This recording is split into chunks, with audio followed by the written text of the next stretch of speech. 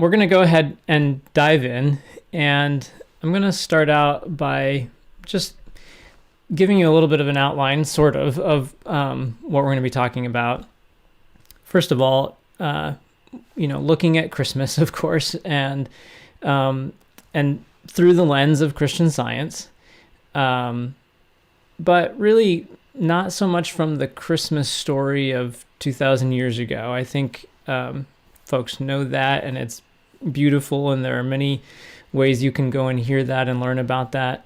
Tonight, we're just going to do something a little different. I think a lot of times when people think about Christmas, they're thinking about, the story that we know well, or sometimes like its meaning, but in terms of like almost like an afterlife or something, rather than really right here and right now. What does it mean in our times? What does it mean for the stuff we're facing? What does it mean for the stuff we think about that's going on in the news? And so it's from that angle that I want to talk about it tonight. What is the meaning of this today? We're going to tie it in with this subject of discovery. The talk is called Christmas, a Spiritual Discovery. What does the Christmas story have to do with discovery? And what is spiritual discovery? And again, what does all that mean for our world today?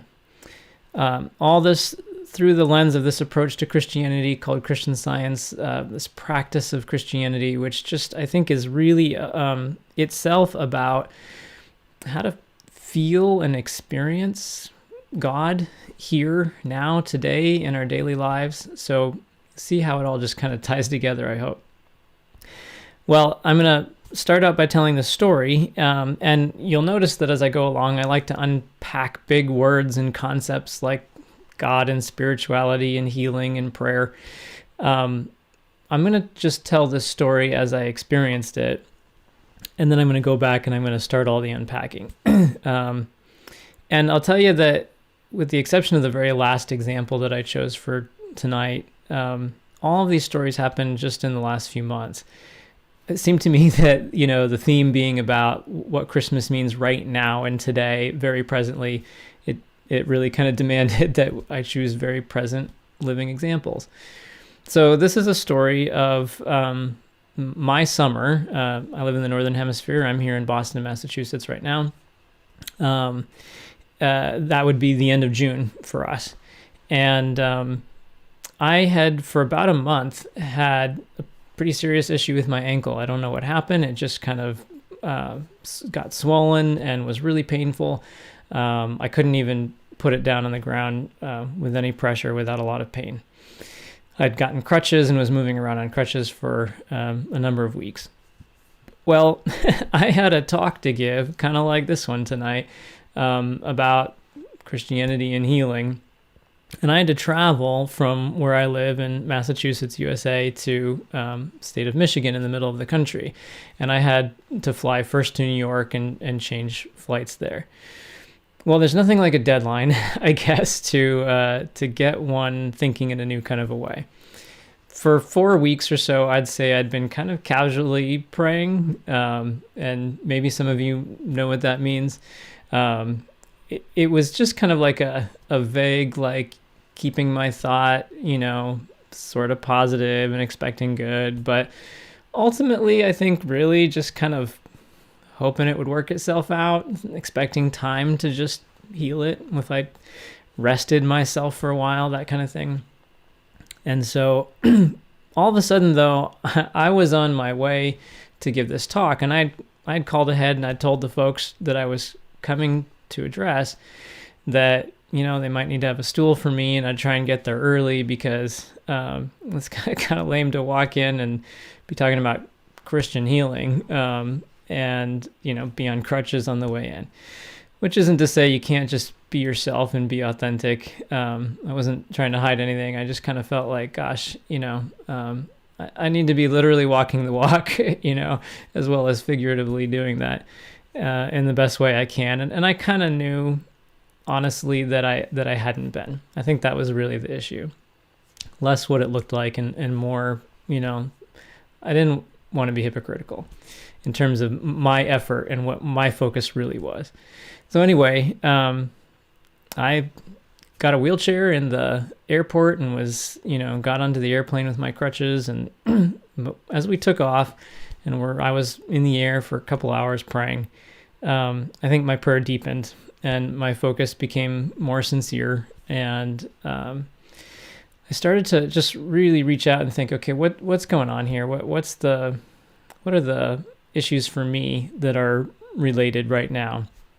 And as I thought about it and started to realize that, well, at least in this moment, I was feeling pretty responsible for this message I was going to deliver. And so one of the thoughts that came was, you're not the gatekeeper of anybody's good. Your job here is just to, kind of bear witness to what is already present, what is already good, a good that is at work in people's lives already, a good that is natural to everyone, a good that people already intuitively know. You're not giving it to someone like you're the source. And by the way, you have that good too. That was one of the next thoughts that was really helpful to me, that my own relationship with the source of good, which is God, can't be broken. That I was not like separated from it, from anything that had happened. I had all that I needed. I was safe. And really, I would say that what I started to feel was something a little bit like being comforted.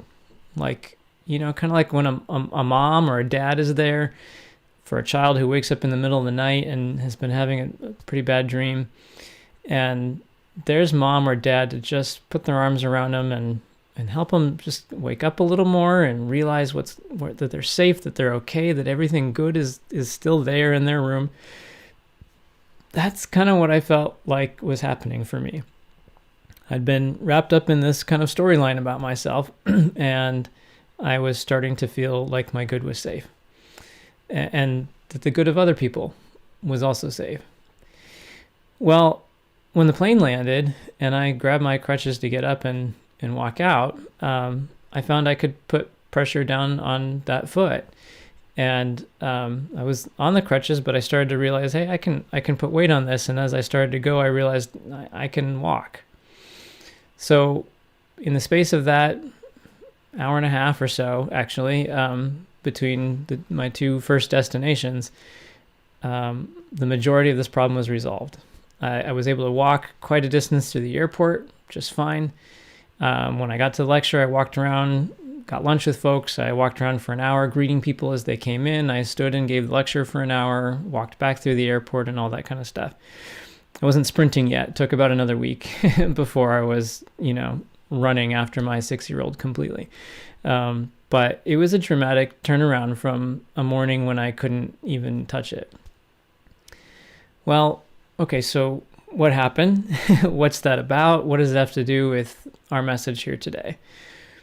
I want to just put some stepping stones down and lead up to that. And I want to talk about prayer, because prayer, I think, is what I would call was going on in the airplane that day as I was turning to my highest sense of God and what about God's nature, had any kind of implication for me and for that day and for the event that I was going to be part of and all of that kind of thing. It really felt like I kind of got a 30,000 foot view of myself and of good, of the power of good that day. Not to mention, the great views in the plane up above the clouds.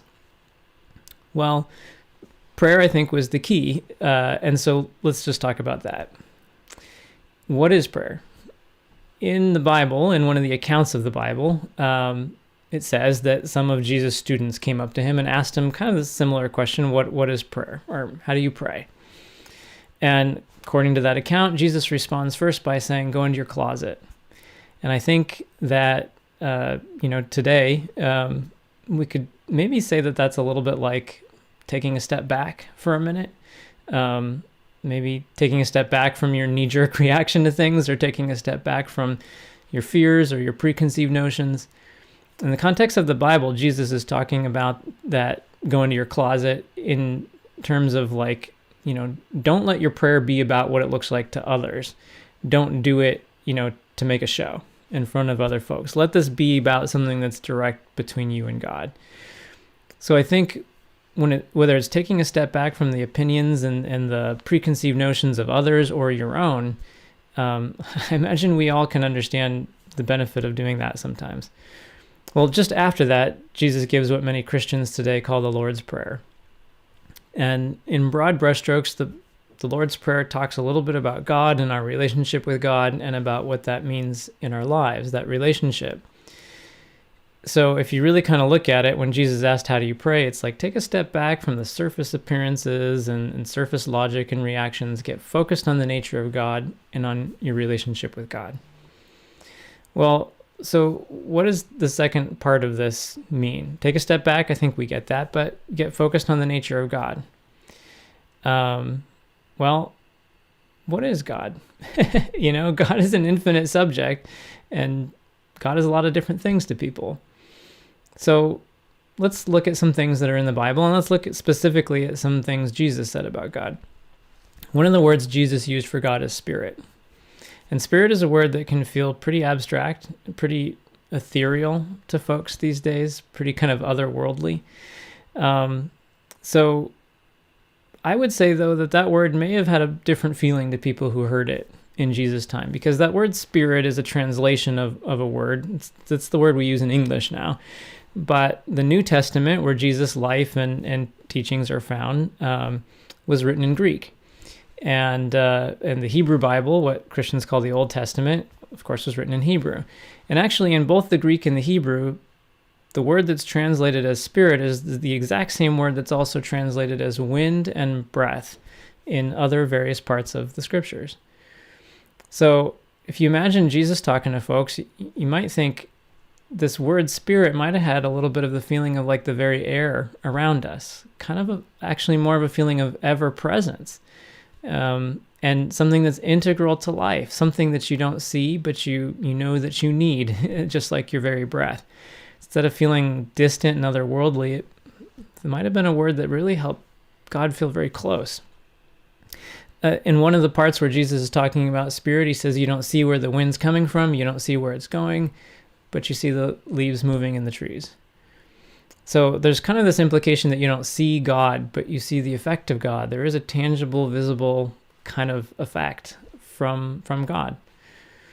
Well, what are some other things the Bible says? It says that the Bible is, it says that God is truth, and that God is love, that God is life itself. It says that everything good comes from God. God is pure good. In fact, actually, it says that everything that was made by God, and nothing was made that God didn't make. And that the same fountain can't send forth both fresh water and salty water. That all wisdom comes from God, and all beauty comes from God. So you have this concept, anyway, of a source that is pure good, that is just, kind of pouring forth good. That is ever present, that is life, that is love, that is all that is true. And in that concept of this God being, not being able to send forth both fresh water and salty water, you also get this kind of concept that, well, God being life can't send forth or use, like, for some greater good down the road somehow, that which is unlike itself, that which is unlike life.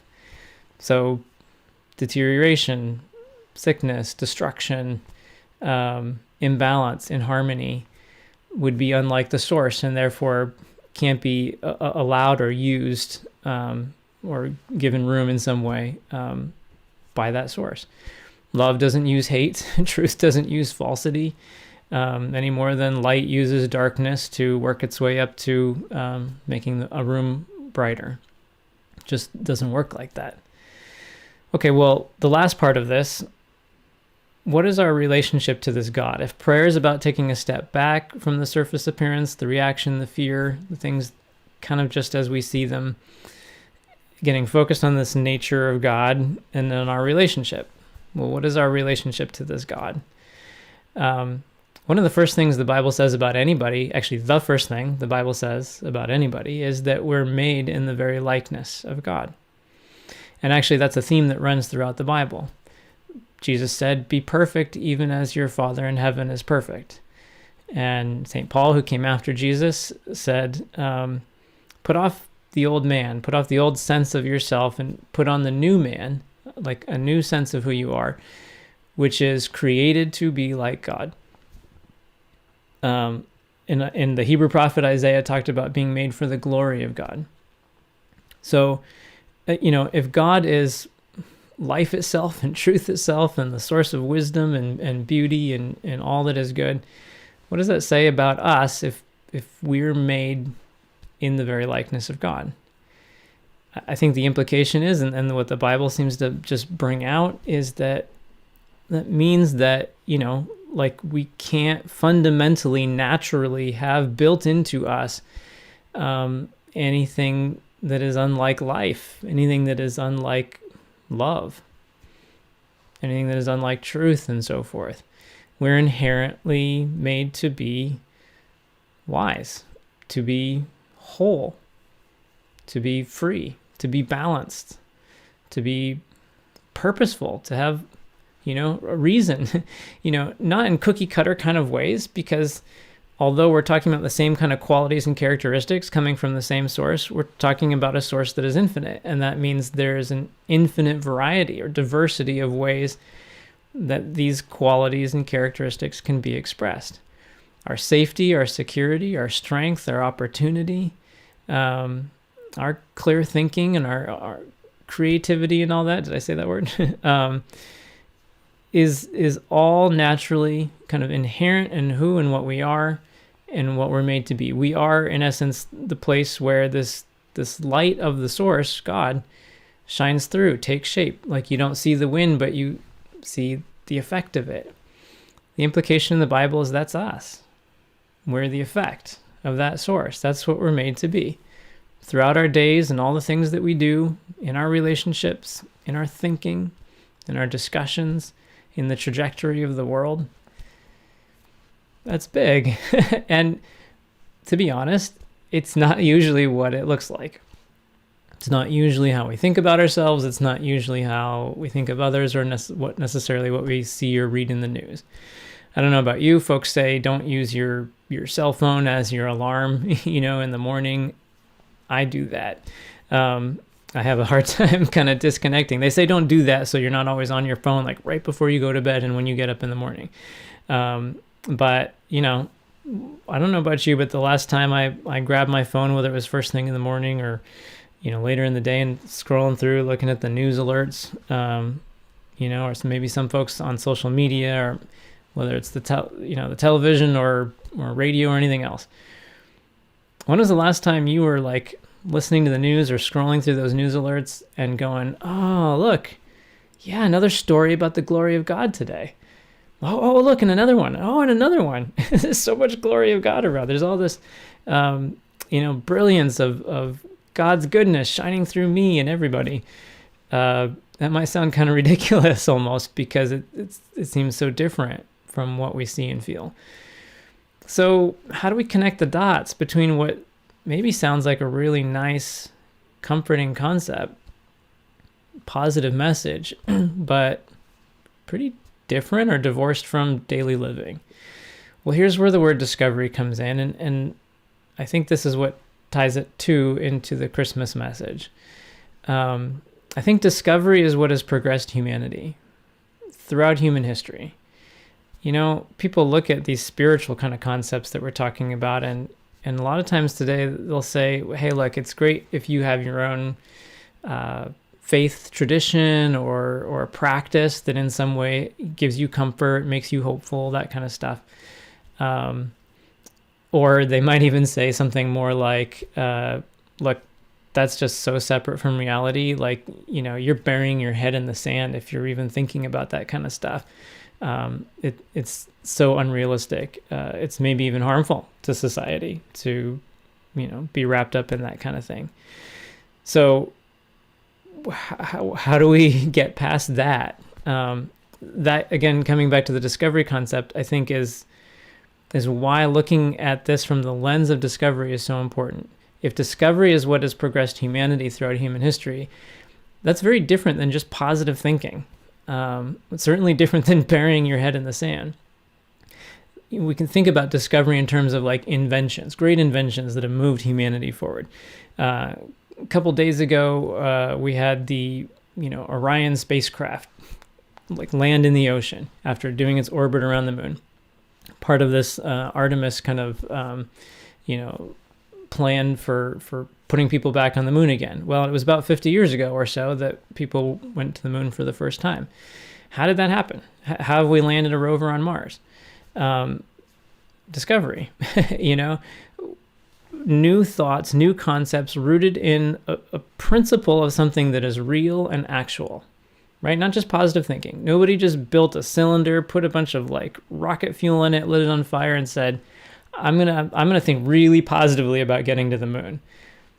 Wouldn't make any sense. So it took a lot of intelligence, took a lot of planning, and all of that really, Mars is like not something you can see with the eye. We're talking about like math and a reasoning that really gets way beyond just the surface appearance of things. It has to. It has to be rooted in what is true and in a kind of intelligence that is absolutely concrete and essential, but takes a step back from the surface appearance. And even in terms of takes a step back from preconceived notions. No one had been on the moon before, so you couldn't judge what you could do based on what anyone had done previous. You had to base it on intelligence, a principle. That to me is discovery. Discovery is more than just positive thinking. It certainly wasn't anybody burying their head in the sand and, ignoring the issues of humanity. In fact, I think discovery goes beyond just inventions. We love the inventions, but I'd say it's what's progressed humanity when we talk about social issues, when we talk about political issues. Think about the way entire groups of people have been thought of as less than equal before. Whether you're talking about from a racial standpoint or a gender standpoint or anything else. Isn't it discovery when it starts to dawn on society that this whole group of people is not unequal in the way that they've been perceived to be before? In other words, you may know that there was a time like about 100 years ago, not that long ago, and for thousands of years, when like women were thought of as literally physiologically less developed men. Did you know that? Really intelligent, really kind-hearted people thought that. Like they were born and just didn't fully, grow all the way and turn into a man. They just, the growth got stunted and that's where they stayed. That was the belief of people. Was it true? No. But it's what was believed. So what needed to happen? Discovery means that something is already there. Whether you're talking about the principle that can be understood for building and getting somebody on the moon, or you're talking about better perceiving what is already real in your neighbor. All the progress that's been made in society so far, and yes, there's more still to go, in terms of the equality issue, comes with it this dawning in thought, oh, wait a second, maybe these people are more equal than I thought they were. And then what do we do the more that starts to permeate society? We start to change our laws to better reflect what is already true. Now, imagine some kind-hearted person wants to fix this problem, the problem of inequality. But they believe that the inequality is a thing instead of just a perception of things. What are they going to do? How are they going to solve it? Well, they might develop some kind of a pill or something, and they might say, okay, well, look, I'm gonna, or some exercise, I'm gonna give it to, let's say, women, so that they can evolve physiologically into men, and then they'll be equal. Would that have worked? How far would we have gotten with that? Not very far, because it starts with a false premise. It starts with a lie. So is it ignoring the problems of humanity to say, wait a second, maybe what I need to do here is not accept the general belief about things and then try to fix it. I need to take a step back from that, and I need to better perceive and discover for myself what is true, what is already true, in order to make progress in humanity. I think you can say the same thing, like I said, politically with democracy, whether you're talking about 300 years ago or 30 years ago. as people start to go, wait a second, I don't have to be afraid anymore. Wait a second, I can vote for democracy. I can stand against tyranny, against despotism. We see a lot happening in the last, 300 years, and even up into the last 30 years, and in the last 3 months, with people where it starts to permeate in thought. Wait a second, maybe there's another way. It's discovery. It's already there. It's already possible. But the preconceived notions, the fears, the reactions start to fade. And as they crumble, people start to realize, I can stand on this. I can act on this. And there are tangible results that come from it. So I think discovery is a massive concept when you think about this, like, kind of revelation of what is already true. That's what I feel like we see happening in the Bible, whether it's in the midst of war or famine or somebody outcast from society or labeled as incurable, who then, as they take a step back in those difficult circumstances, different people, men, women, rich, poor, even different ideas about God, as they get focused on their highest concept of God and on what that means right then for them, they find safety in war, and they find food in famine, and they find community again, and they find health and wholeness again. There's this cause and effect thing going on for folks as they discover more about what God is and what it means about them, and then how they can build on that. Well, again, tying this all back to the Christmas message, to me, that's kind of what it comes down to.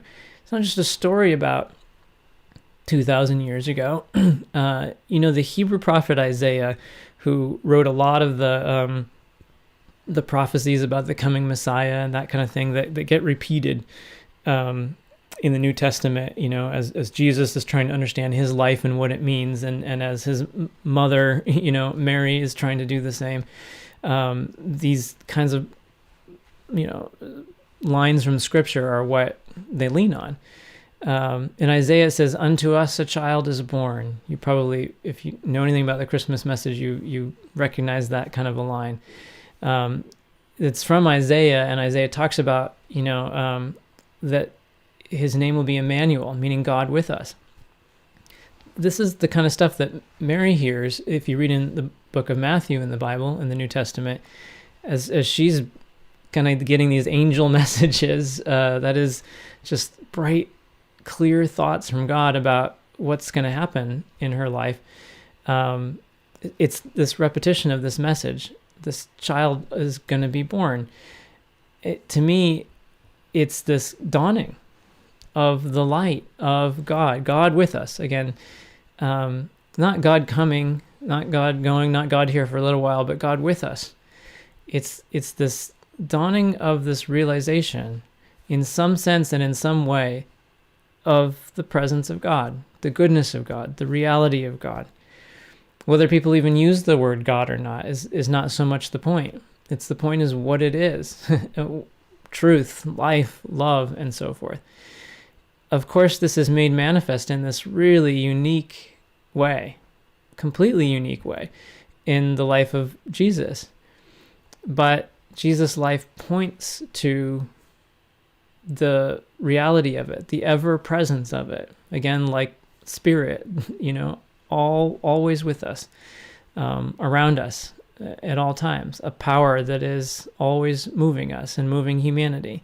It's in the midst of this kind of sense of darkness, the sense of separation from good, the sense of having to fight to survive, to, be these kind of guilty, separated from good, suffering people for any reason. We all have a storyline. I've got one. I imagine any of you listening tonight have one. Something that says your parents were like this and therefore you're like that, or your community's like this and therefore you're like that. Your age, your bank account, you name it. Everybody's got a story, but it's like in the midst of that story, which seems to include good, but also, all the stuff that holds us back, in that kind of haze and sometimes chance-filled, like, kind of chaos, there's this separating of that mist, like the clouds parting, and this clear view of just crisp, pure, good light. What is true, dawning, and saying, kind of like my experience on the plane that day, like a mother, it's okay. You're okay. Let me show you what I see. If you can imagine this God of pure good, of pure love, just kind of like waking us up to say, safety is here. Your wholeness is here. Your love is here. I know what it looks like. I know what seems to be going on in your family, or what's going on in the news or in climate or in anything else. Humanity has faced tough stuff. Individual human beings all have a storyline, face tough stuff. But this dawning, this Christmas message of this dawning of unto us this child is born. Unto us is this dawning of the realization of Emmanuel, God with us. I love the hymn, the Christmas hymn, O Little Town of Bethlehem. It says, in thy dark street shineth the everlasting light. The hopes and fears of all the years are met in thee tonight. In those kind of dark, complex places, the problems are not ignored. The problems are not, overlooked. And it's not just positive thinking about things, putting a bright kind of spin on it, but it's the light that shows us the way forward. It's the light that says, here's how you find safety in the midst of an emergency situation. Here's how you find the kind of change that overturns the systemic things that need new views, whether you're talking about politically or on a corporate level or anything else. The stuff that humanity faces, where do the innovations come from? Where does the creativity come from? Where does the desire to do good, to do what's right, come from?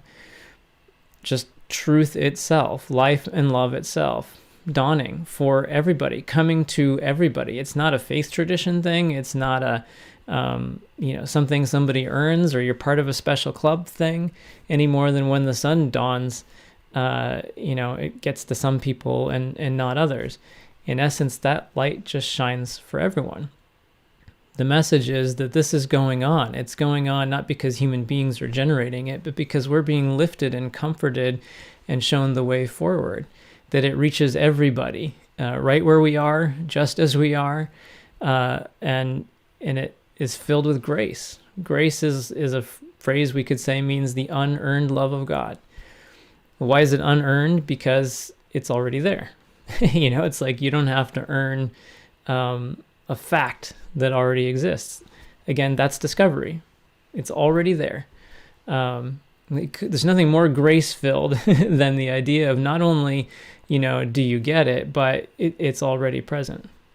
Whatever we need, whatever humanity needs. For me, that day in the plane, it was like I had all the reason in the world to believe based on the evidence that I had and what I'd been feeling and seeing for the last 4 weeks or so. I wasn't going to be able to do any better that day. But something kind of woke me up. Something kind of showed me, like, there's more to you. There's more to this day. There's more to what's going on here. And that seemed very separate from my actual experience. And yet it was like a discovery because it was there. And I was able to perceive it. And that loving light that helped me perceive it as I reached out in my best way to taking a step back and looking at my best sense of the nature of God and what that meant, it comforted me. This is not about mental gymnastics and trying to use ideas to make ourselves better or make the world better or change other people to be like what we want them to be. It actually takes more humility than that. It's setting down our preconceived notions of how we think things need to go and discovering something that really isn't going to leave us or the world or what is good or anyone else, including the people sometimes we think we don't like, in the lurch, separated, cast out from good. It's the light that embraces absolutely everybody.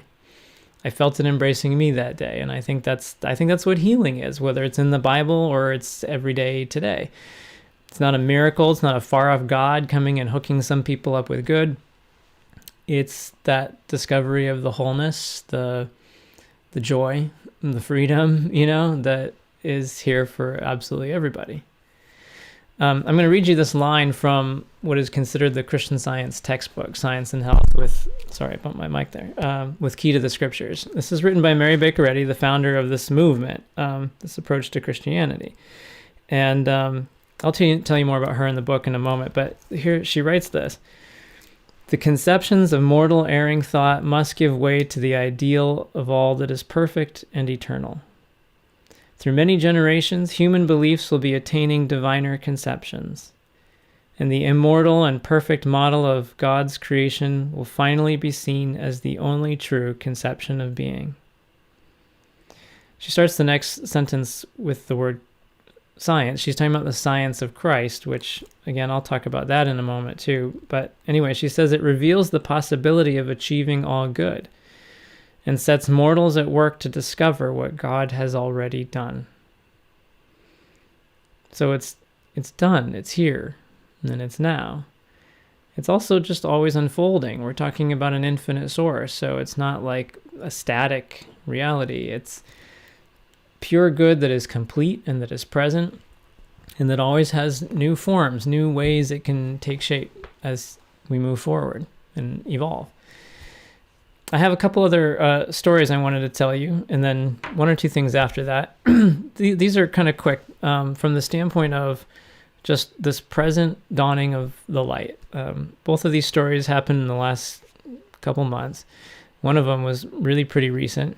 And I'm looking down here because what I did was both of these were exchanges I had with people via text message. And so I took some excerpts here of what they wrote me.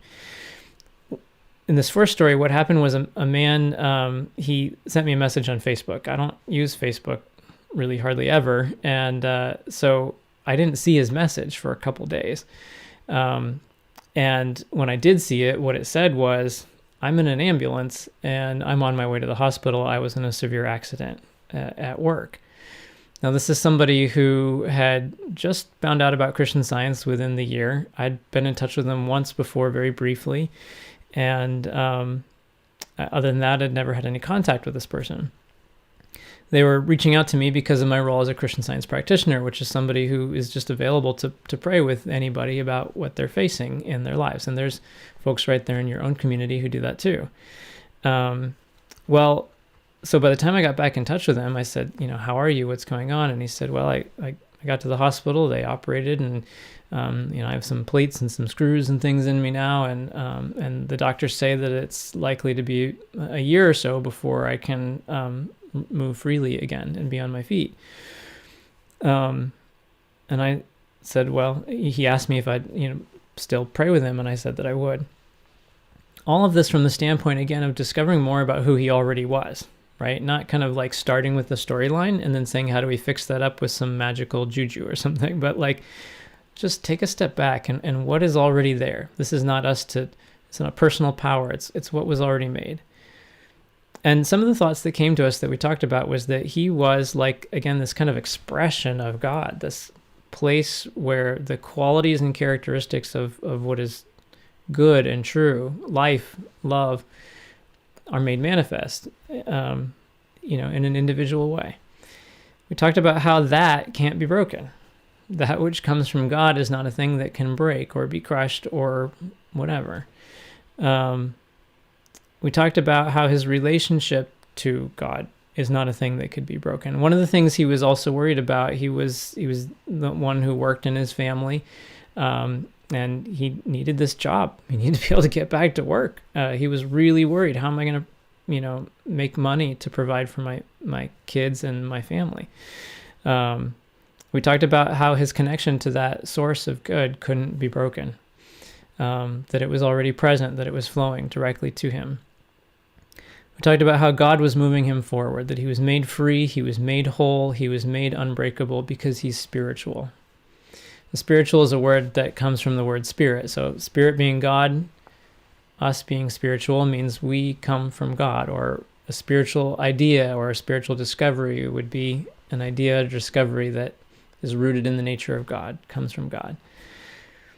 In the end of the day, what we're kind of talking about here is just life in and of spirit, life in and of God, of what God is. not a mixing, not a spiritual kind of being inside a material world or material life or material body, but actually the whole of us, the whole of what is real, being spiritual, being like God, of God here and now. That materialism is a concept. It's a way we look at ourselves. It's a word that we have, matter, to describe what we see and how we see it and how we, perceive our world.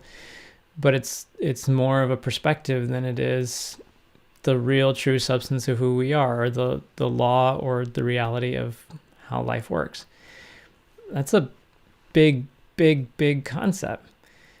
But the whole thing, again, coming back to this Christmas message, the idea of peace on earth, goodwill toward men, the dawning of this message that good is real, that Spirit, God, is ever present, that, as the Bible says, God is all in all.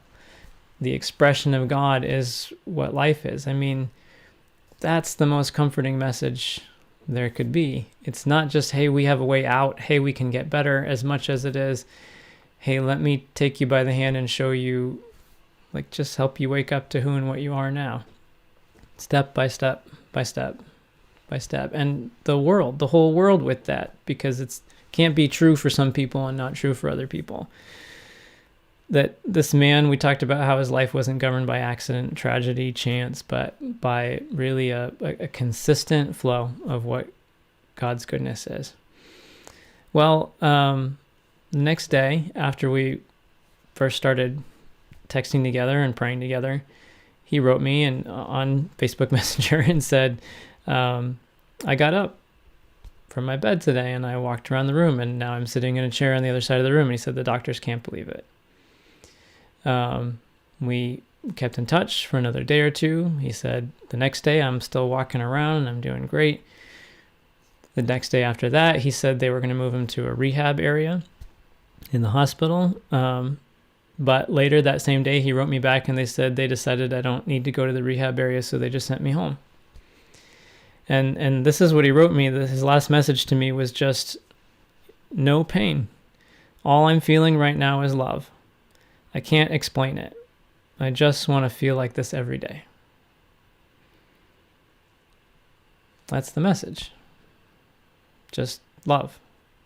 Just light. Just good. Even in the face of the stuff that we deal with. Not to ignore that stuff, but to say, this is here for us to feel, genuinely feel, to discover, and then to build on, to act on, to literally see it take shape in our communities, in our lives. That the progress of humanity is the dawning of that. It's when individuals or groups see more of what is real and then act on it.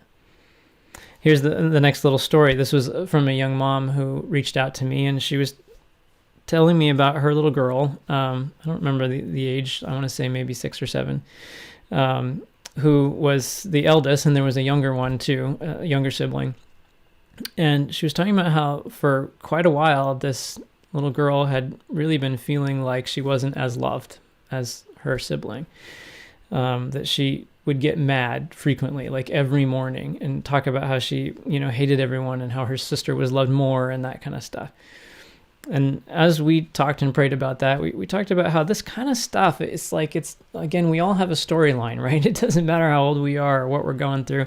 And we talked about how it's almost like the pollen, that's in the air in springtime, and it just kind of floats and it sort of rests on anything it can rest on. We talked about how what we're made of, like what we're really made of, the substance of our being, is almost like a reverse static cling. That is, it inherently pushes away that which is unlike God's nature. That stuff just can't stick to us. We're not made like of something of a mentality, that can attract, or where it's natural for that stuff to become integrated into us, but that our natural sense of joy and freedom is like, we didn't create that, and we're not working our way up to it. It's just built into us, and it has power. There's kind of a science behind it, in a sense. We'll get to that word in a minute, like I said before. a cause, and that has a natural effect.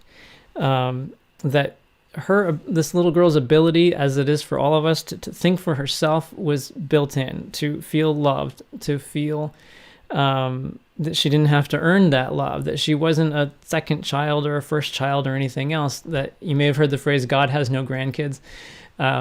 She had her own direct relationship with her source, and didn't matter her age, she could feel that. She was getting the ideas she needed, the love, the light, the sense of her purpose, what she was there to do that was unique in the world.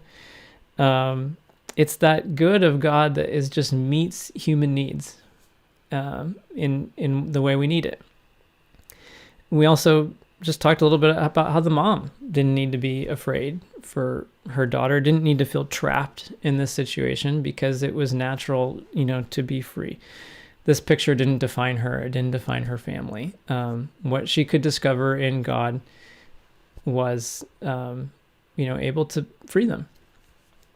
Well, here's what she wrote to me after a couple days interacting together. Her text message said, in part anyway, "This morning was a total transformation from yesterday morning. The usual meltdown that happens when her hair is being done didn't happen. She was peaceful and kind and calm the whole time, and for the first time ever, when I was finished, she said her hair looked good. Usually she's crying, saying she hates her hair, and it never does what she wants. I think a lot of stuff gets projected onto her hair, and that's when all the emotions and frustration come out. It's not really about her hair. But this morning, it was wonderful to hear her say her hair looked good. It was to me as though she was saying this new view of herself she likes, and she can see it. After that, she threw her arms around my waist and hugged me, and in the most sincere way said, 'I love you, Mama.' I told my husband we'd been praying about the frustration and love issue and shared our text exchanges with him. And when I told him about this morning, he said, 'Wow.' It had been several years of dealing with mornings like yesterday, and so today we are very grateful for the difference." That gentle, loving light that is just so evident in what the story of Christmas represents. That to me is the message here, is that it is here, that it is going on. We love the times getting together, as family and with friends, and seeing the lights and singing and all the kind of things that make the time of year feel warm and hopeful. But all of that is kind of like, that's a place where all this can shine through. But the beautiful message here is that it is timeless, that it is always with us, and that it isn't wrapped up in those things. If somebody doesn't have those things, it's not that they're separate from all of this good. I know a couple of things that the folks there in Mount Waverly told me they've been praying about in their community is just, the flooding issues and housing shortage, which I know a lot of folks around the world are facing, as well as more kind of individual issues like substance abuse and gambling and just the materialism in general that maybe is there or comes up during this time of year. The idea that there's this promise and there's this hope, there's this light, and we can call that Christ, because the presence and activity of God that shone through the life of Jesus, as we said before, it shone through in such a unique way. But this true idea of God, which reaches humanity, this light of God, which uplifts thoughts, which uplifts consciousness, and helps us see things differently. This is the thing that, again, is bringing those ideas for the kind of innovations that our whole society needs to move forward, but it's also the stuff that helps people in what feel like, look, the economy has shifted. This is all that I can do. There are only so many houses available in my neighborhood. What do you mean new thinking is going to change that? But the story that we have, and these little other stories I've been telling you presently, as well as we could stay here all night, people who have faced shortages in anything, people who have felt separate from good for any reason, people who have in their desperation, turn to things like gambling or substance abuse to try and fill that hole, or lots of presents and materialism, to make us feel more, abundant or whatever. All of that stuff is just like, there is literally always a way. There's a way to think new. There's a way to feel whole. There's a way to, I don't mean get there, but discover that wholeness. And our prayers for ourselves as well as for others, they make a difference. If there's one person in a room full of people where the blinds have been shut and the light is outdoors, and that one person walks over and starts opening the blinds and the light comes in, the power's not in the person, it's in the light, but the light, it lights up the whole room. It lights up those dark spaces. It lights it up in a way that people can see better and maneuver better and take advantage of the good that is already present. Our prayers can embrace the issues that people are facing in the community, can begin to reveal the next right idea to meet human needs. The life of Jesus, that brilliance of God that shone through him that we call Christ, that's why he's called Christ Jesus. Christ was a title. It wasn't his last name. It symbolized that presence and activity of God that just moves humanity and meets human needs. It takes a consent. It takes a willingness, really. It's not like, I'd kind of been sitting around hoping time was going to make it better. Our part in this is not to be the power, but to go looking for it. The Bible says, seek and you'll find, knock, it'll be open to you, ask, it'll be given to you. This is not a place of desperation kind of asking. It's that yearning, desire to see more, to know more. It's a reaching for it and engaging with a text, like the scriptures, the story of Jesus, and or that book I showed you before, Science and Health, in a way that the ideas we're engaging with can move us. It takes humility. It takes that willingness step by step to say, what does this mean for me right now? What does it mean for my community right at this moment? There's this great line in the Bible from Paul, who writes, "See, now is the acceptable time. See, now is the day of salvation."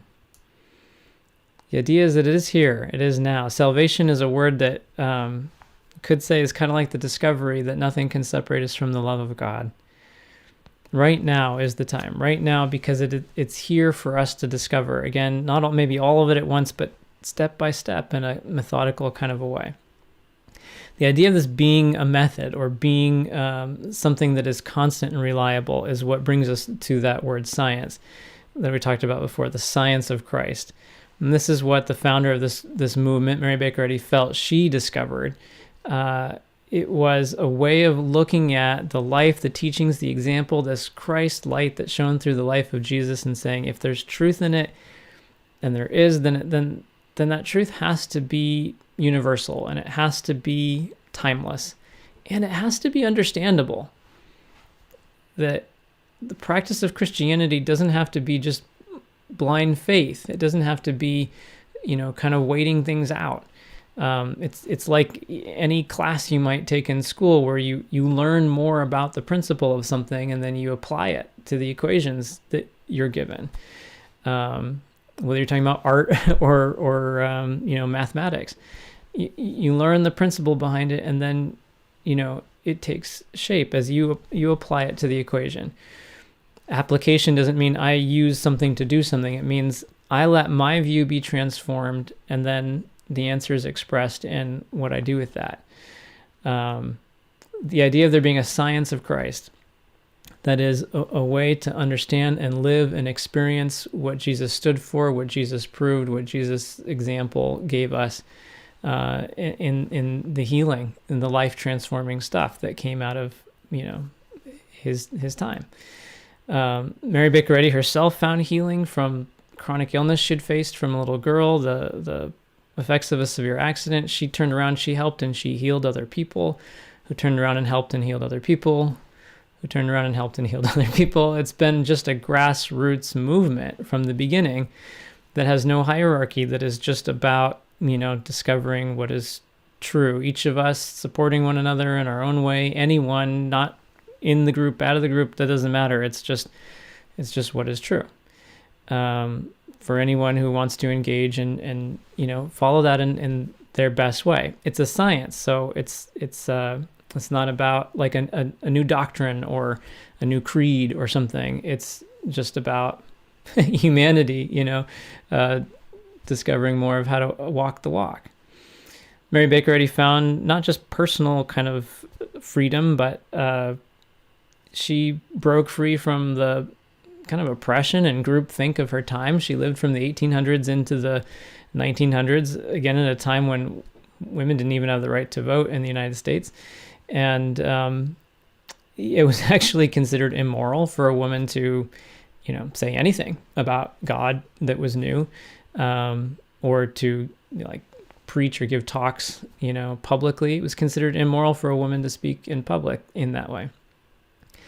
But what you see in this woman and what you can say about her character, I think more than almost anything, was that she reasoned spiritually, like what we've been talking about today. What does it mean to look at what God is, look at what we are, look at what the human need is, and then say, I see the need. What does what God is mean for that today? It's not what do people think about women. It's not what is my history. It's not how's my life been up to this point. It's the consent to say, what does this dawning of the light mean right now, just in this moment? If this is really going on right now all around the world and in the hearts of all people, if that's actually a thing, what does it mean? How do I think? How do I act based on that? At 87 years old, this woman started an international news source, the Christian Science Monitor, which is still around today. It's just another example, again, whether you're talking about gender, age, or anything else, her past health history. How many of us are thinking that's what we would do, But she saw a need. She saw a need for people to accurately understand what was going on in the world, because you can't be a healer if you don't know what's going on and see it through a lens that gives an accurate, kind of clear sense of things. And she didn't go out and build the printing presses, but she really captained and steered this massive project, which is still around today, over 100 years later. The Christian Science Monitor. What does it mean to just say, what's the need? How do I respond? That's what you see kind of just expressed in this life over and over again. And really what it comes down to is that she felt this is just normal. This is what Jesus promised when he said things like, whoever follows me will do the works that I do. When he said things like, the Comforter is coming. That's a word in the King James Bible. Other Bibles call it the Helper or the Advocate. But he described it. He said it's the Spirit of truth. It's the Spirit of truth which will explain all things and bring you into all truth and help you remember the things that I've said and done. It's the idea that truth is guiding us and teaching us and uplifting us with an effect, with a natural, more godlike effect coming from that. Mary Baker Eddy's book, Science and Health, it explains this. It explains this whole kind of sense of the message of Christ, of the teachings in the Bible, and how we apply this in our lives today. The last 100 pages of that book are all stories of people who found serious transformation in their lives, including many of them finding healing from things that had been labeled as incurable, just by reading the book. Just by engaging and letting their sense of what was real and normal and natural be uplifted and transformed by the light of God. The power is not in the person. The power is in the principle, truth itself, which is universal. I know we're at our time. I'm going to flip over to the question and answer in just a second, but I do want to tell you just one last story, if that's okay. So we might go 4 minutes later here or so. The reason I chose this story, unlike the other ones that all happened in the last few months, to really show the kind of the present Christmas message, hopefully. This is a story that happened a while back, and the reason I chose it was because I think, sometimes it can feel like we see folks out there who just are in darkness. Maybe it's people we family or friends we really want to help but don't know how to reach, or maybe it's folks we really feel like are so different from us and maybe even doing things in the world that are harmful and we don't know how to reach them. Maybe it's the folks that are, we don't know who they are out there, but we know they have a need. And sometimes we just, don't maybe feel totally adequate to step up to that. Hopefully that's being uplifted by what we've talked about so far. But anyway, this is a story from my high school days. I was probably about 16 or so, 17 maybe when this happened. It was a friend of mine. We weren't close friends, but I would give him a ride to school sometimes in the morning. He would walk over to my house, especially on a rainy day. And he would come over. But one morning he came over really early in the morning. I was still in bed. Everyone in my family was. And he knew that. So he came around to the side of the house and he knocked on my bedroom window so I'd wake up. And I did, and I let him in. Now, he came from a really pretty rough family. There was a lot of difficult and even kind of violent things going on in the household.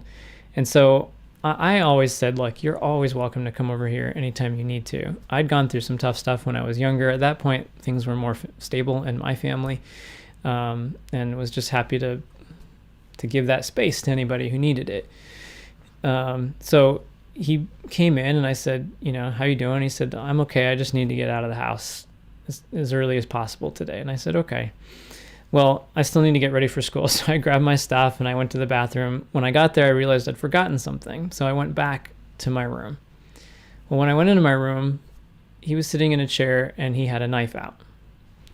And he'd been dragging that knife up and down his arm. And there was kind of scratch marks on his arm. When I walked in, he folded it up and he stuck it in his pocket real quick. And I was kind of stunned and I said, what's going on? And he just played it off. He was like, oh, nothing, man. It's no big deal. Don't worry about it. I was just messing around. And he looked at his arm and he said, did that more than I should have, obviously. But don't worry about me. It's not a big deal. Well, I felt like something was wrong, but I didn't know what to do about it. I was 16 or 17. I didn't feel like I really had the vocabulary to say much or know how to deal with that situation. So I just said, are you sure? And he said, yeah. And I said, okay. So I grabbed my stuff and I went back to the bathroom. Well, as I'm in the shower, the thought comes to me, something's really wrong. And I thought, I don't know what to do about that. I don't know how to reach somebody, and I don't know what I can do anyway. What I'm going to tell you now is words that I didn't have then. It's words to describe a feeling that I had that day that now in retrospect I look back on and I would put into these words. As I stood there and thought, what can I do? This feeling of being able to turn to God and say, what is it about you, God, that matters right now, that makes a difference right now? I really reached out to my highest sense of God in that moment. And the thought that came to me was about a God that is love and a God that is ever present. And it was really just the feeling, the thoughts that came after that all revolved around that simple concept that there is a God that is a God that is love itself and that is here and is ever present. That is the source or the creator. And what that implied for me in the moment was that right there, God was in the room, even though I wasn't. Right there, that presence, that power, that light, this guy was not alone. That was there with him. And it wasn't just there in a corner, it was surrounding him. And it wasn't just kind of like surrounding him while he dealt with all the darkness and storms and chaos within. It was the source that had created him. It was deeper than that. It was more profound than that. It was unchangeable and untouchable by that this divine love made him, which meant it made him capable of knowing love. And it made him, in that capacity to know love, it made him inherently responsive to the light, to the messages of love that love was providing in that moment. Love was guiding him. Love was giving him what he needed to know. Love was showing him a view of his life and who he was and his value, the good that was there, the untouchable good and the promise that was there, that it just far outweighed and ultimately nullified just anything else that was going on. That stuff was like just water on plastic. It was never going to permeate. It was never going to mix or mingle. The difficulties of his life couldn't be just denied, but they also just couldn't get into who he was and what he was made to be. This divine love defined him and was there. It was these kinds of ideas that just started. It was like every thought or every fear, every layer of this thing started to just be peeled back and shown that in the light of love, it didn't have the impact that it seemed it did. And so after a while, what I felt was just the supremacy of this love and this guy's relationship to that supreme love. Not just in that moment, but forever, backwards, forwards, and looking at where he would go and what that meant for him. Well, I found a peace in that, and so I was able to go forward and get ready for school and that kind of stuff. When I went back to the room, when I was ready to go, I found him in the chair, and he was asleep. I woke him up, we had a bowl of cereal, we got in the car, we were driving to school, and when we were just a few minutes away from school, we'd been quiet in the car, really, up until that point. And he says to me, I have something I want to tell you. And I said, okay. And he said, I came to your house this morning to commit suicide. He said, the reason I wanted to do it at your house was because I feel peaceful when I'm here. And I wanted to go somewhere where I felt at peace. He described to me how he was going to do it. There's ways you can do it where you can be saved and can't be saved and that kind of stuff.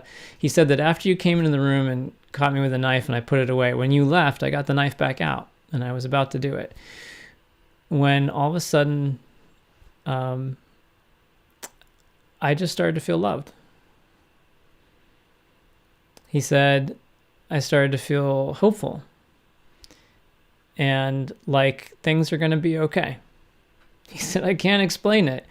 It's just like suddenly I realized I have something to live for, that I matter and that life matters. And I actually felt, he said, kind of, I don't know if he used the word excited or whatever, but happy to go forward in life. He said, I feel safe and I feel good. And I can't totally describe why, but he said, I can tell you one thing for sure. He said, I promise you, there's no way I'm ever going to even think about that again. He said, that's gone. The idea of suicide is out for me. I know that I have a life ahead of me and it's good.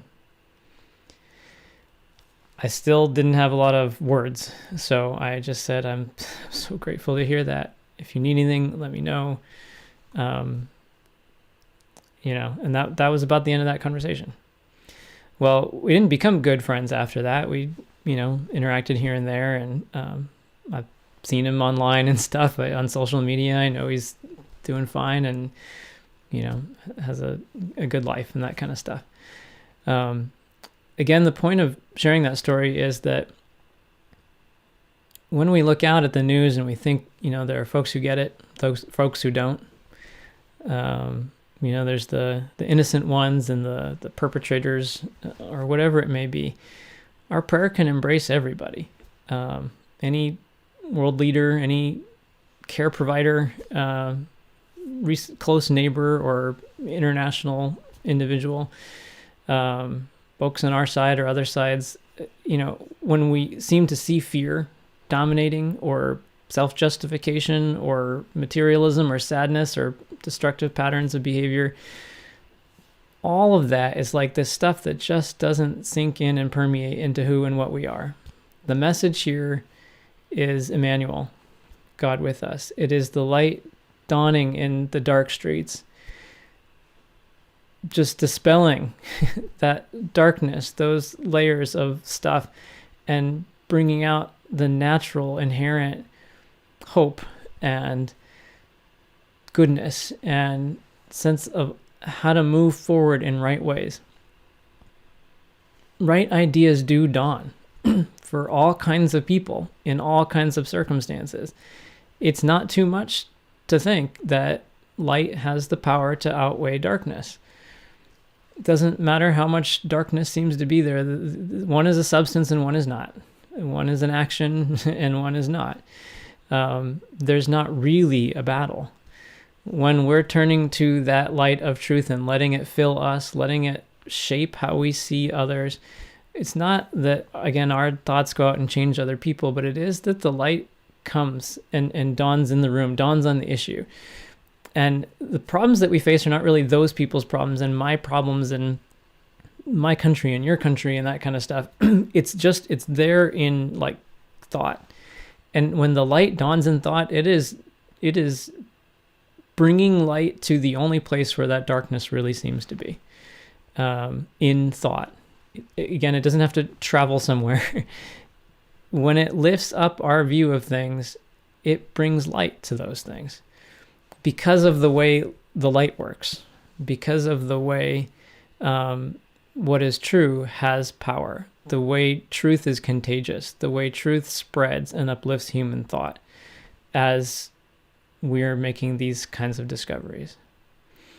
So each of us is needed for that, and each of us can be comforted by that as we turn to it and let our own fears be lifted and our own sense of inadequacies be lifted off to show who and what we really are, our inherent goodness and spirituality and holiness and connectedness to a God every day. The message is that good is real, good is present, good is acting, good has power.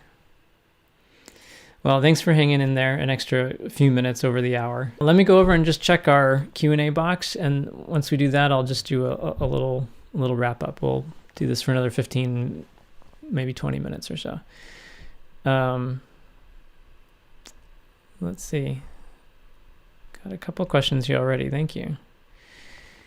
Somebody asked the question, how do we feel this joy of Christmas that is advertised everywhere when for weeks and weeks leading up to it, we are all planning ahead and then rushing to get everything done for the big day, which is always good. But I think many women in particular feel a lot of pressure to be organized for the day, with usually an extended family coming over, buying thoughtful but not indulgent presents for the kids, planning and preparing for the meal, the expense, the hours in the kitchen for about 2 days beforehand. And then the day comes and all we want to do is lie down and have a quiet break.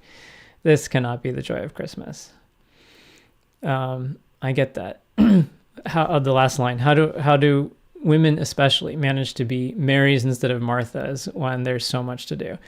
The Mary Martha reference, if you don't know it, is a reference to the Bible about two sisters, one of whom was rushing around and working really hard, and the other one was able to be more focused on their visitor that day, which was Jesus and what he was teaching.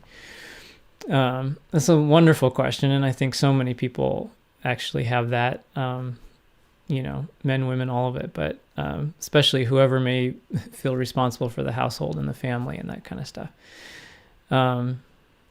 I don't pretend to have all the answers, but I'll tell you some thoughts that have been helpful to me and to others, I think. And, you mentioned the Mary and Martha story. So in that story, as Martha's rushing around and saying, why isn't anybody helping me, to Jesus, you should get Mary to get off the floor and stop sitting there and listening to you and come help me. Jesus' comment was, she's choosing the right thing, actually. You don't have to be so concerned about all this other stuff. That can feel like a tough message when you feel like you're responsible for everybody's happiness and for getting everything done and getting everything in place to make it this perfect day. If there's a lesson from that, maybe it's like sometimes we've been taught all these things need to be done in order to be happy, in order for people to feel loved, in order to make everything work. But the first thing, and it doesn't have to be an either or thing. In that story, it kind of played out that way. And sometimes in our lives, I think it plays out that way. But let's start from the big picture. The important thing is, where is our focus? Are we finding our good in God? Are we realizing that the happiness of the family is coming from their direct relationship from God? Is the day going to be perfect because the meal is good and all the presents are the right kind of presents? Or are we taking the time that it takes to discover where all that good that we think comes from these actions and these gatherings and these things actually comes from? To the degree that we're discovering it there, like literally seeing, oh, it is here, and that is what's going, like all that stuff could be stripped away, but I see now where what I really care about and what I know they need is really coming from. That can't just be words, it can't just be blind affirmations, but it is like what we feel filling us up inside. And sometimes we get that quickly just by taking a step back and looking there, but other times it's like we need to engage with a text like the Bible or Science and Health and let it speak to us and convince us, because we might feel pretty skeptical that it would all be there if that just didn't happen, those exterior things. But to the degree that we begin to feel convinced and like we're being comforted and like that kind of mother love, like wrapping us up and showing us it's here, it's in action, all that good, I think is to the degree that one of two things happens. Some of those things we think we need to run around and do, we start to realize I don't need to do those things.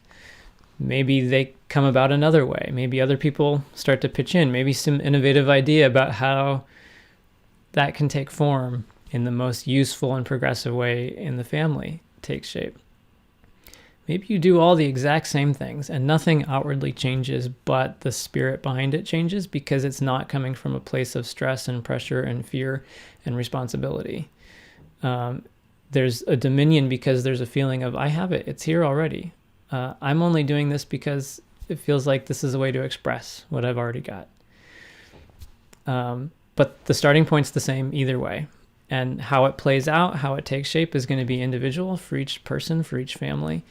But where do we start? We need to start in the kind of Mary way and then let that take shape in our lives. Jesus' life was not impractical. People still ate, people still gathered, people still felt loved.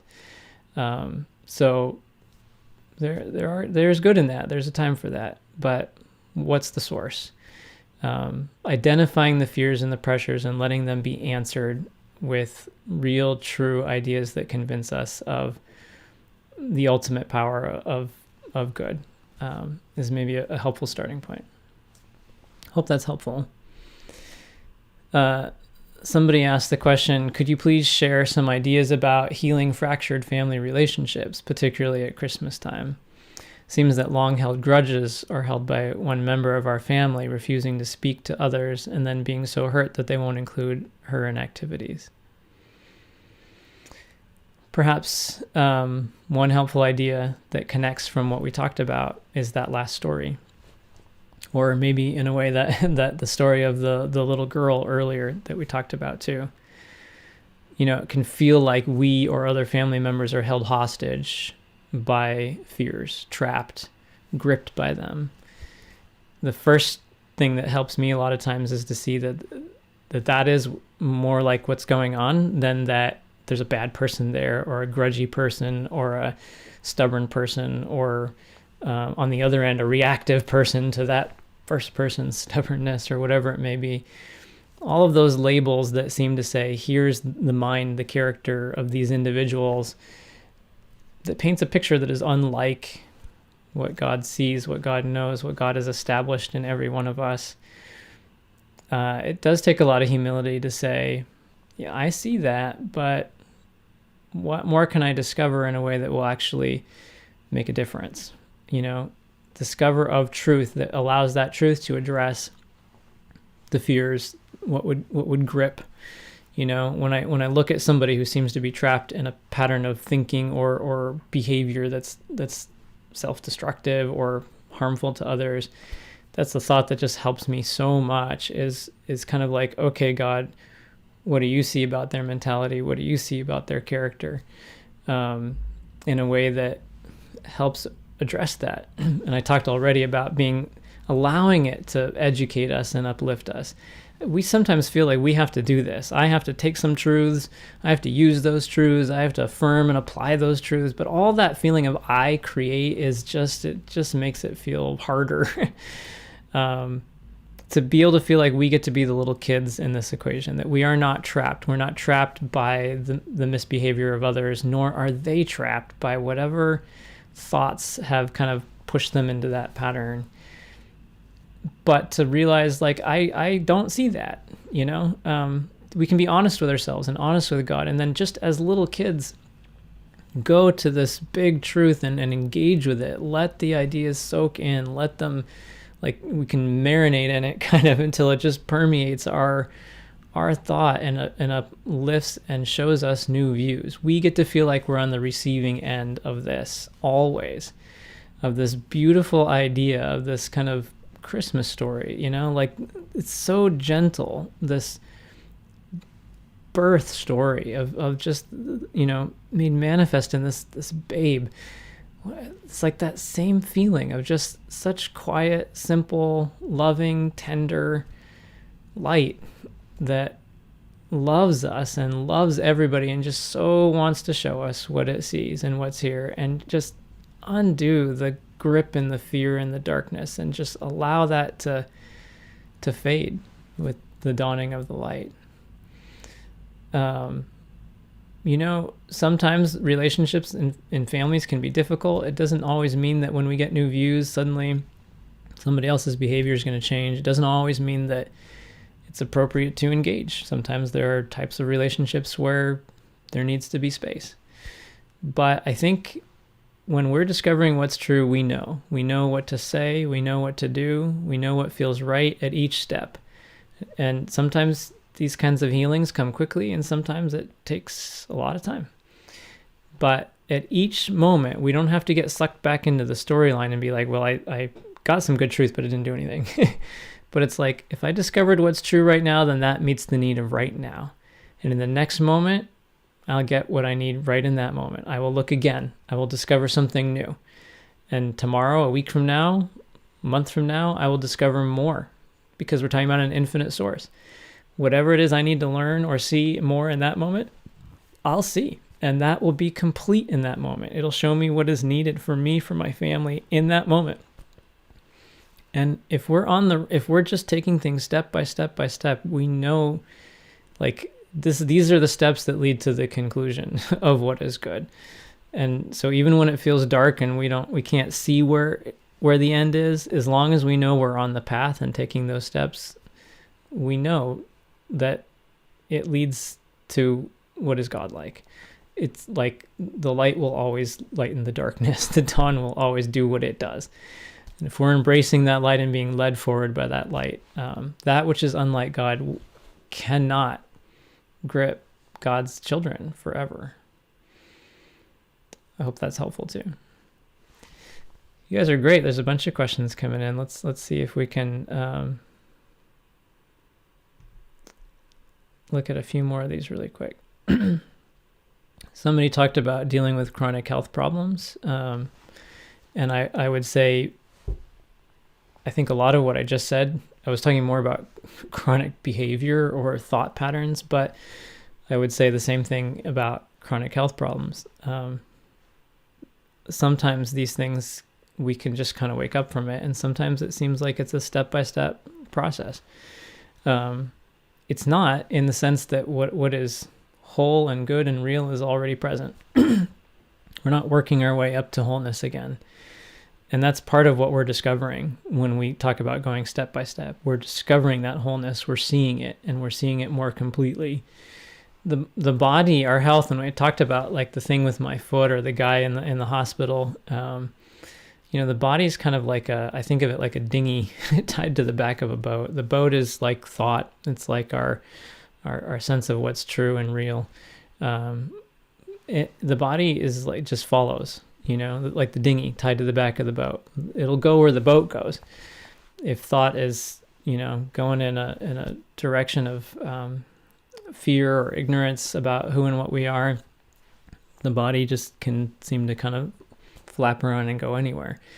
But when we're being led by what's true, We're not talking about people. We're not talking about a human thing. We're just talking about truth itself.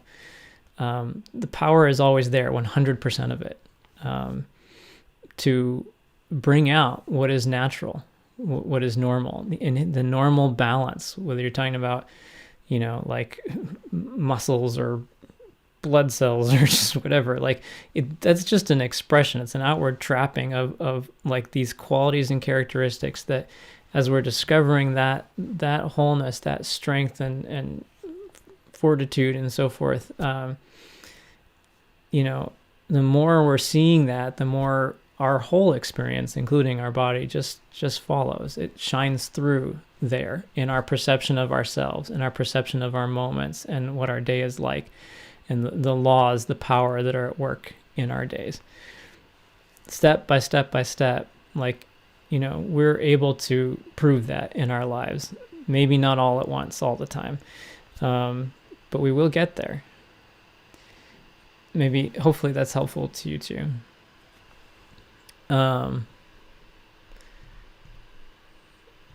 So somebody asked the question, if it's all good and love, where does the suffering come from? Where does the sickness come from?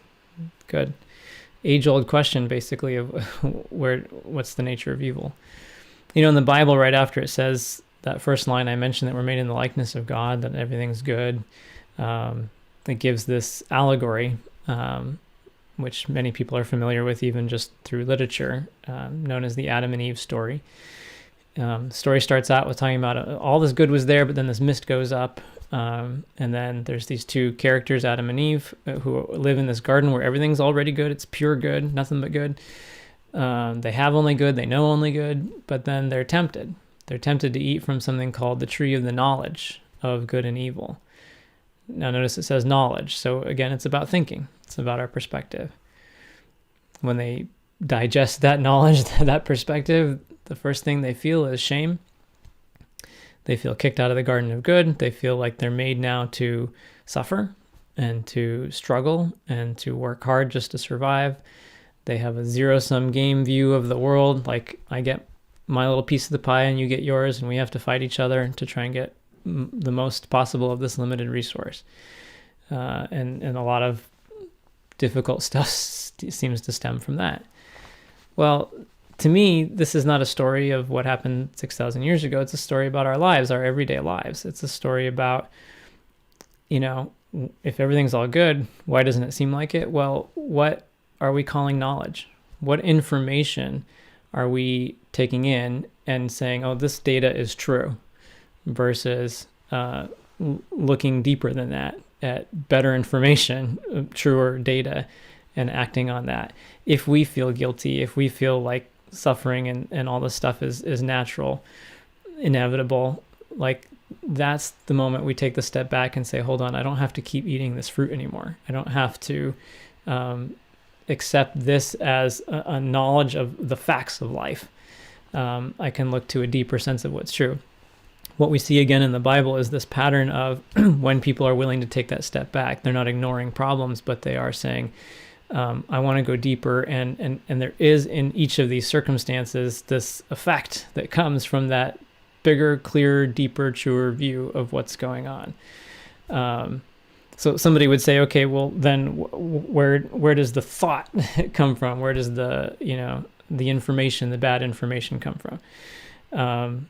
And what I would say is that in my experience, this is a trick question. And bear with me for a second, because I don't think there's any part of this that needs to be taken on kind of like a blind faith. But I do think that there are questions that lead to truth, and there are questions, the whole purpose of which kind of exists to run us in circles. When I was in high school, I had a job working for a photography company, and I did sales, and I was told that when people come to buy their pictures, you ask them, how many keychains would you like to buy? You don't ask them if they want keychains. You say, how many keychains do you want to buy? Because it was implicit in the question. Like, instead of saying I'm giving you a choice, I'm going to ask you a question that forces you to accept a premise that I've laid into the question. Well, that's kind of what this question is to me. Where did the thought come from? If all that we struggle with is really, you can boil it down to, perceptions and data, and it can be handled ultimately starting with our thinking of things, the same way inequality and all these things that have caused legitimate, like just palpable human suffering, were really rooted in misperceptions.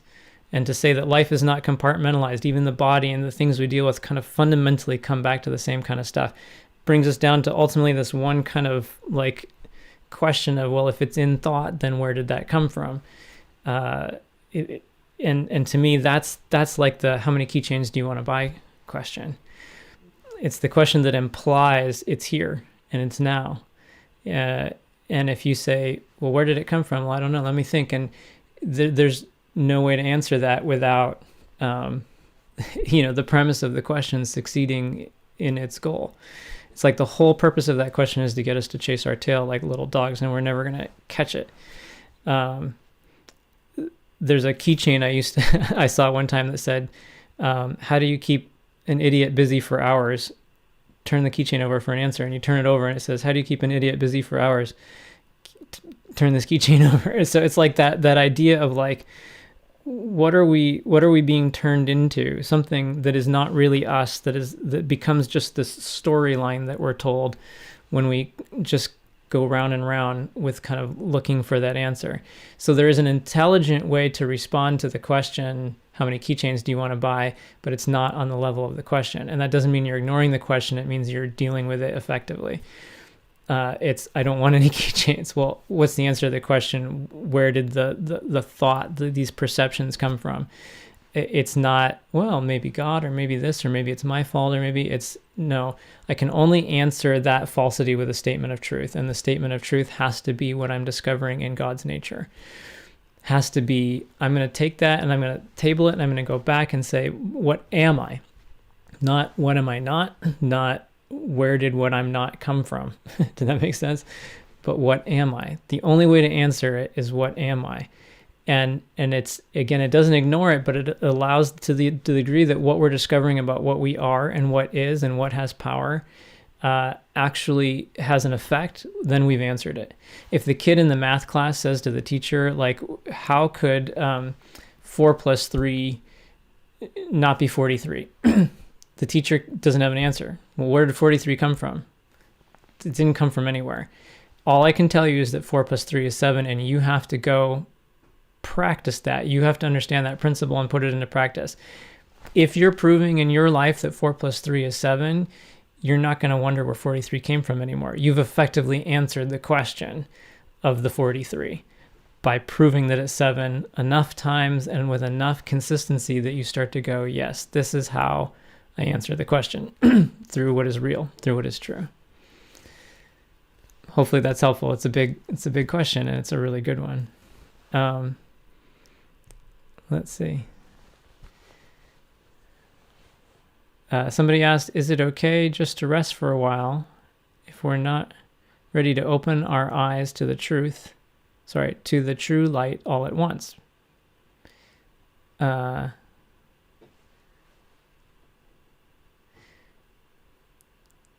think that sometimes what happens is we feel like, first of all, yes, we're just doing things step by step. In that sense, none of us are forced to take leaps of blind faith. That's not what the science of Christ is about. Jesus was, step by step. He had a lot of patience in helping people see and prove and experience and understand and wrestle with these big concepts. We can be gentle on ourselves. We can be patient with ourselves. But the idea that something rests us more than the light, I think, is sometimes the trick. The idea of like, this was my experience, honestly, last Christmas.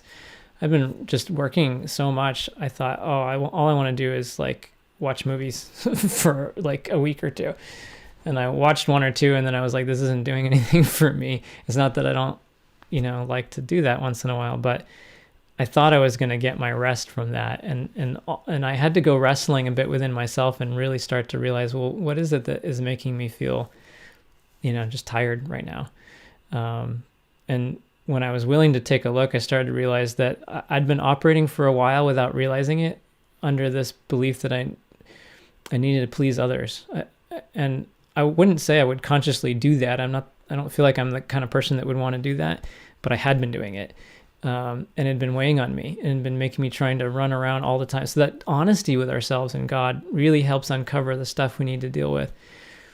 But it is restful. That action of that honesty with ourselves and with God, it's not a burden. It's not, oh, I have to go take on the issues of the world and I have to go deal with all my issues. It's the process of allowing this stuff to come to the surface so we can go, oh, that's the thing. Great, I can set that down now. I can give that to God. I can put that at God's feet, and now I know what to ask for. Now I know what to look for as I engage, and we get more specific answers, and we get comfort, and we get these burdens that weigh on us lifted off of us. So engaging with the light is actually what really rests us and frees us and meets our needs. Anything else we think we could do to kind of escape or push pause, it doesn't tend to do a whole lot. People talk about meditation a lot today, and I that's a word that's in the Bible too, but a lot of people use it more as an escape mechanism.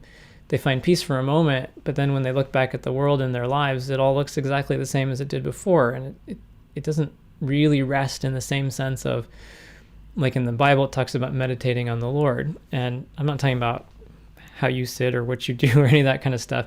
I just mean the idea of meditating on God, that is allowing that sort of what is true and good to permeate, just to soak in it, just to let it speak to us and reform our views. When we come out of that kind of a quiet space, the world looks different. Things look brighter. There's more hope. So escapism is not necessarily rest as much as engaging with the light is. Looks like there was a few other good questions here. We've gotten pretty far into our evening, and so I want to let you go. I know that the folks there in Mount Waverly are very happy. If there's any other question you didn't get answered tonight, please be in touch with them. They are a resource in your community. Again, if you're not right there and you want to find others that are in your area, you can go to christianscience.com and do that too. I want to just read you 2 lines as we wrap up and say goodnight here. The first is from the Bible. This is a short line. This is back with the Hebrew prophet Isaiah. And he writes, "Arise, shine, for your light has come, and the glory of the Lord has risen upon you." It's come. It's here. It's moment by moment. It's all that light dealing with all the fears of all the years, bringing that hope and peace. It's the glory of the light of God just rising upon us. And from Science and Health, the Key to the Scriptures, Mary Bickeretti writes, "It's possible, yea, it's the duty and privilege of every child, man and woman, to follow in some degree the example of the Master, by the demonstration of truth and life, of health and holiness." So that's the message. It's built into us. It's possible because it's already here. It's because of what we already are. And that which is reminding us of it and guiding us in that light is the Christmas message every day. Every child, man, woman, nobody's earning this or working their way up to it. It's just who we are and what we're given. Sometimes the greatest prayer for me has been, thank God it's not about me, as if I could mess it up or as if I have to earn it. But the idea that all I have to do is turn my thought back to what God is, and then I start to see myself in a new light and others.